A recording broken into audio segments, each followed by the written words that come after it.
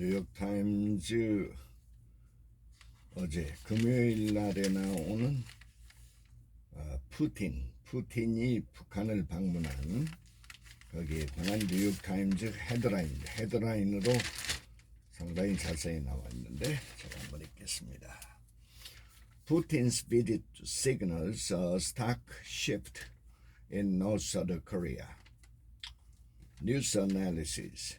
Moscow's promise of aid for Pyongyang amplifies nuclear fears in the West. As Putin's Russia and Xi Jinping's China deepened their confrontation with the West over the past decade, they were always united with the United States on at least one geopolitical project, dismantling or at least containing North Korea's nuclear arsenal. That is until the war in Ukraine broke out 2 years ago. In one of the starkest back to the Cold War moments, yet Mr. Putin's visit on Wednesday to Pyongyang and the announcement of a pact to provide mutual assistance in the event of aggression underscored the reality that efforts by the world's three biggest nuclear powers to halt nuclear proliferation by North Korea had been dying for some time. Mr. Putin and Kim Jong-un, the North's leader, just presided over the memorial service. Mr. Putin did far more than drop any semblance of a desire to ensure nuclear restraint.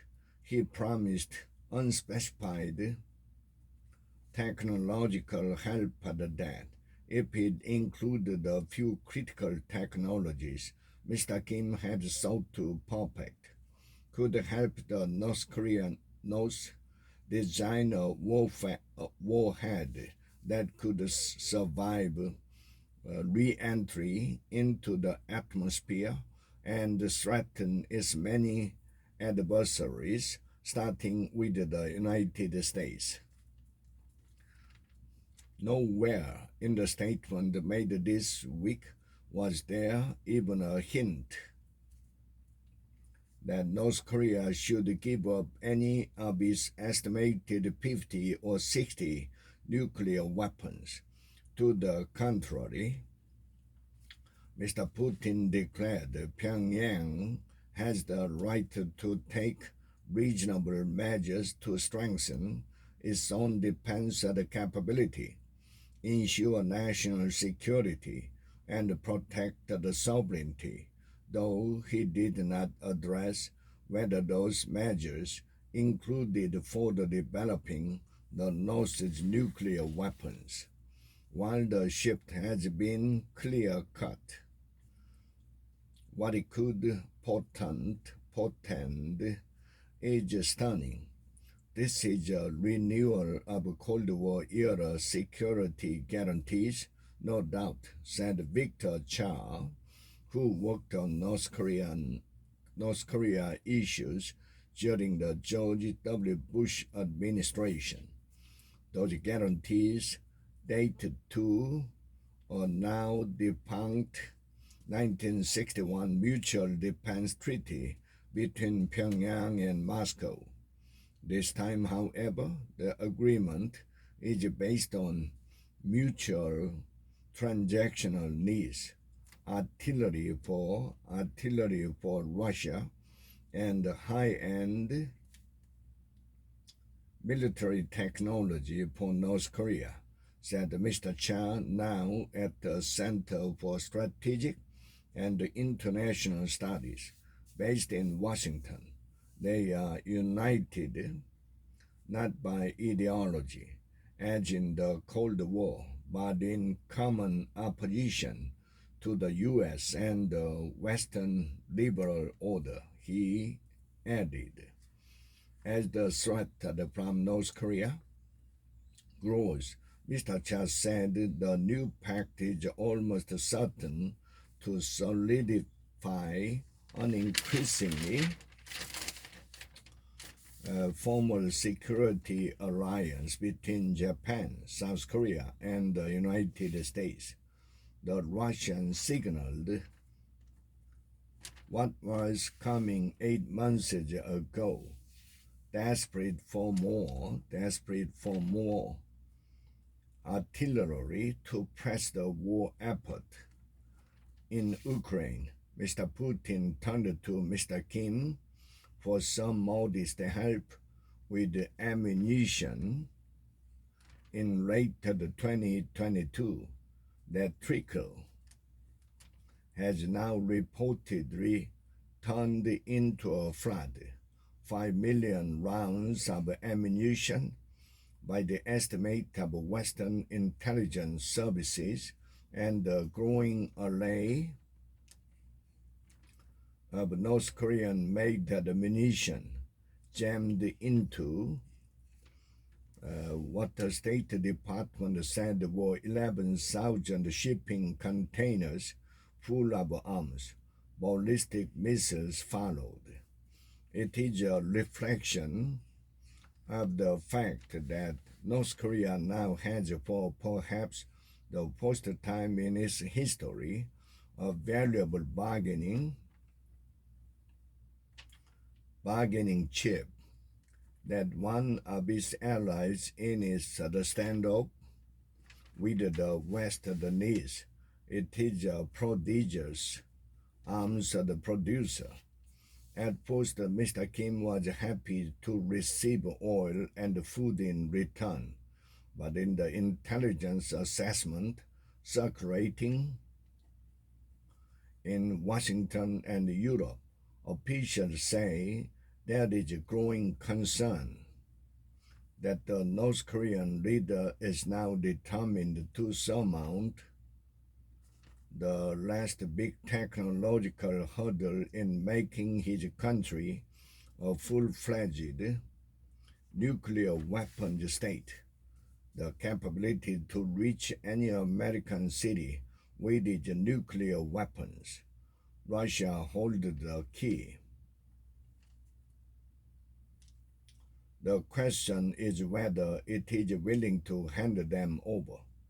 Russia's need for support in the context of Ukraine has forced it to grant some long-sought concession to China's. North Korea and Iran,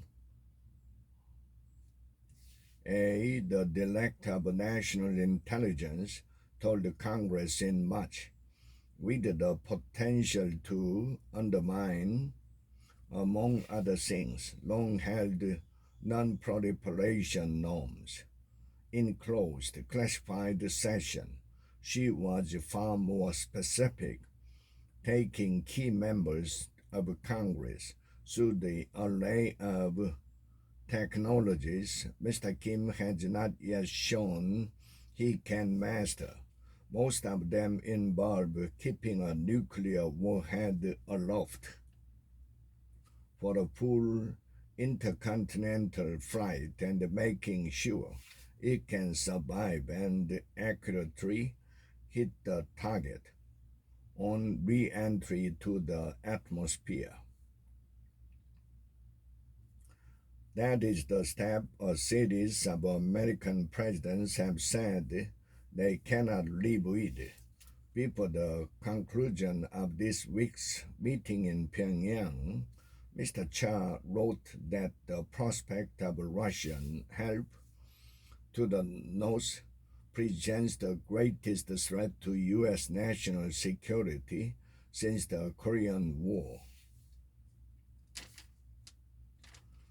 This relationship, deep in history and reinvigorated by the war in Ukraine, undermined the security of Europe, Asia, and the U.S. homeland. amid front-of-the-burner issue like the wars in Ukraine and Gaza. He contended the administration relegate this problem to the back burner at its own peril. No one is watching this more closely than the Iranians. They too are supplying the Russians with the drones. Of course, Washington has faced so many warnings about the dangers of North Korea's arsenal dating to its post-nuclear test 18 years ago that it has become almost the background music of geopolitical upheaval. Mr. Kim has also shown a willingness to strike the United States in non-nuclear ways. The North was responsible for the devastating hack of Sony Pictures a decade ago, which took out the most of the studio's computing capability. The attack was prompted by Sony's decision to release the interview, a Seth Rogen and James Franco comedy about two journalists sent up to assassinate Mr. Kim. In many ways, it set the stage for the modern cyber wars, and the North has financed the expansion of its nuclear program by hacking into central banks and other lucrative Western targets. A seemingly endless series of United Nations financial sanction has failed to cripple either the nuclear expansion or the North's closely related missile program. American efforts at sabotage have worked, but not for long. So that leaves the United States dependent on the cold calculus of deterrence, reminding the North with the exercise of long-range bombers that a strike on the United States or its allies would almost certainly result in the destruction of the country. But a credible security pact with Moscow would complicate that reasoning with its suggestion that Russia could potentially strike back on the North's behalf. The terms of Wednesday's agreement, however, were not clearly spelled out. Mr. Putin's announcement this week was also a reminder that North Korea's continued success in pursuing nuclear weapons marks one of Washington's greatest bipartisan failures. It began in the Clinton administration, faced with an emerging crisis with the North in 1994. The administration considered taking out its emerging nuclear program before it produced a single weapon. President Bill Clinton pulled back, convinced that diplomacy was the better route. The beginning of 3 decades of on-again, off-again negotiation. China and Russia helped, joining in the six-party talks with North Korea that sought to buy up its program. When that collapsed, there were sanctions and the United Nations monitoring group that was supposed to publicly present evidence of sanction evasion.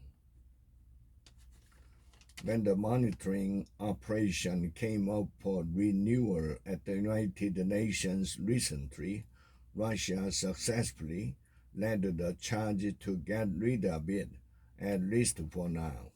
Now, there are two immediate challenges ahead for the United States, Japan, South Korea, and other allies. The first is to attempt to stop the transfer of the technology. Mr. Kim has only the shopping list. It includes Mr. Cha and other experts say the technology to evade missile defense. In the past, Mr. Putin has provided missiles designed to the North.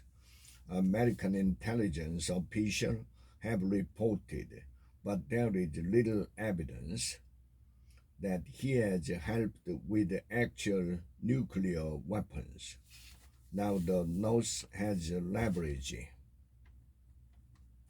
Keeping the artillery store open for Mr. Putin may hinge on Mr. Kim's getting what he wants. And no one is watching this more closely than the Iranians. They too are supplying the Russians with drones. U.S. officials believe the two are discussing missiles, and just last week, the Iranians stepped up pressure on Israel and the United States, saying they were putting their most advanced centrifuges capable of quickly turning Iran's fuel stockpile into the material needed to make 3 nuclear weapons deep inside an underground facility that may be beyond Israel's ability to reach. If North Korea's gambit works, the Iranians may also see a benefit in growing even closer with Russia, and Mr. Putin may conclude he has little to lose.